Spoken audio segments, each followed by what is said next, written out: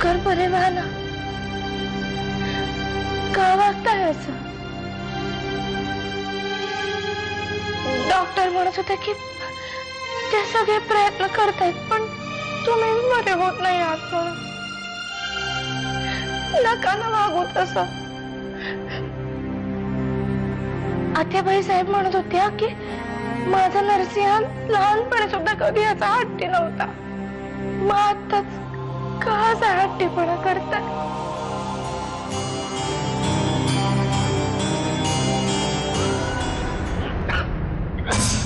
साहेब खरं सांगतो साहेब, तो माझा माणूस नाही साहेब.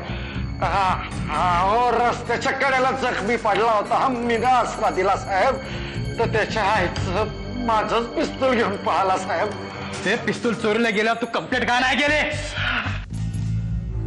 घरचा माणूस साहेब म्हणला आज ना उद्या सापडल तर. नाही मारू नका साहेब पण माझ्याकडे लायसन आहे साहेब त्या पिस्तूलचं. कशाला तुमच्याकडे तसदी द्यायची ना साहेब. कमी काम येत. तुझ्या पाया पडतो साहेब. माझा खरंच काय मी संबंध नाही साहेब.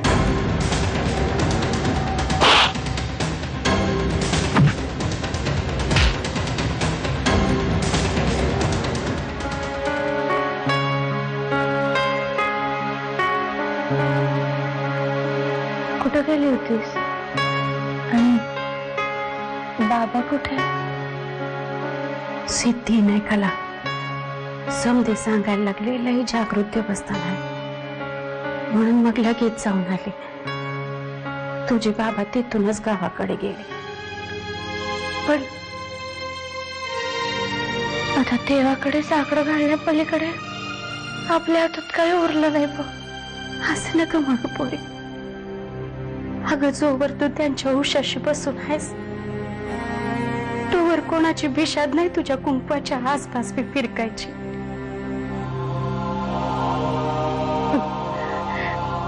त्यांना काही पण होणार नाही बघ.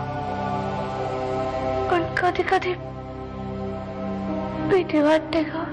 त्याच्यासाठीच तर उपाय सांगायला आले. ह्यो गणपती लय जागरूक आहे. मनात नुसतं आणायचे खोटे लगेच मागणं पुरं होतंय बघ. आणि उद्या मंगळवार बी आहे. अनवाने चालत जातात माणसं. मग मी पण तशीच आहे. परशु शेठ दिवाळना यायला लय लेट केला तुम्ही. थोडा कामात होतो. आता कामातच असणार. वाटेतला अडसर दूर झाला नाही तुमच्या. म्हणजे पलीकडच्या गावातला सावकार गचकला ढगाड गेला. असं का? हो हो ते दरोडेखोराच्या हातून म्हणजे कळलं मला.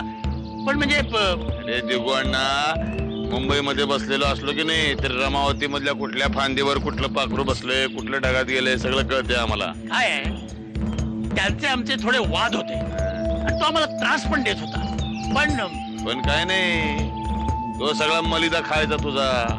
हा तुझी लय चिडचिड चिडचिड व्हायची पण काय बी त्याचं वाकड करू शकायचं नाही है की नाही. आणि म्हणून मग तू त्याचा काटा काढला. मला जड जायचा पण मी काय तुतखोळा नव्हतो. मी पण तेच म्हणलं म्हणून त्याचा काटा काढला.